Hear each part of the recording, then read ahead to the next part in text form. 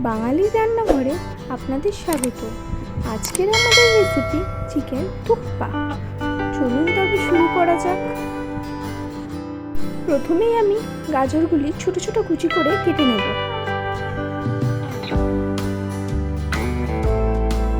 এরপরেই আমি অল্প কিছুটা বিনস কেটে নেব এবং একটি গোটা পেঁয়াজ কুচি কুচি করে কেটে নেব। দুটি কাঁচা লঙ্কা মাঝখান থেকে ছিঁড়ে নেব। অন্যদিকে কড়াইয়ে পরিমাণ মতো জল দিয়ে অল্প পরিমাণে কিছুটা নুন দিয়ে দিলাম। জলটি ফুটে এলে তাতে কিছুটা পরিমাণে চাউমিন দিয়ে দিলাম। চাউমিনটি ভালো করে সিদ্ধ করে নেব। অল্প পরিমাণে কিছুটা সাদা তেলও দিয়ে দিলাম যাতে চাউমিনগুলি একে অপরের সাথে জড়িয়ে না যায়। চাউমিনটি সিদ্ধ হয়ে গেলে সেটি জল ঝরাতে রেখে দেব। অন্যদিকে কড়াইয়ে কিছুটা পরিমাণে বাটার দিয়ে বাটারটি মেল্ট হয়ে গেলে তাতে কুচি করে রাখা পেঁয়াজ, বিনস, গাজর ও দুটি ছেঁড়া কাঁচা লঙ্কা দিয়ে হালকা করে ভেজে নেব।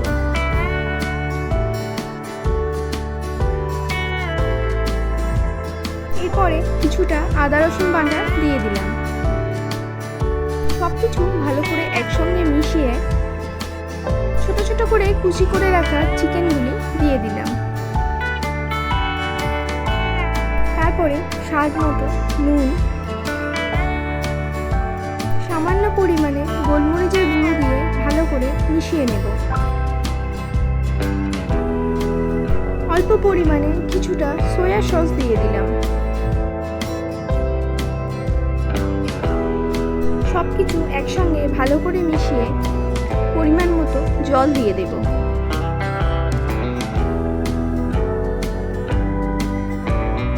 জল দিয়ে আমি ঢাকা দিয়ে দিলাম। কিছুক্ষণ পরে জলটি ফুটে উঠলে চিকেনগুলি হালকা সিদ্ধ হয়ে গেলে তুলে নেব।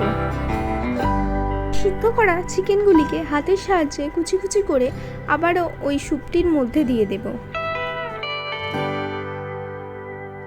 অন্যদিকে একটি ডিম তাতে নুন দিয়ে ভালো করে ফেটিয়ে আমি আস্তে আস্তে স্যুপের মধ্যে ঢেলে নেব এবং একটি বাটিতে আমি কর্নফ্লাওয়ার ও জল গুলে রেখেছিলাম সেটি স্যুপটিতে দিয়ে দেবো। এতে স্যুপের ঘনত্ব বাড়বে। এরপরে সিদ্ধ করে রাখা চাউমিনগুলি স্যুপের মধ্যে দিয়ে দেব।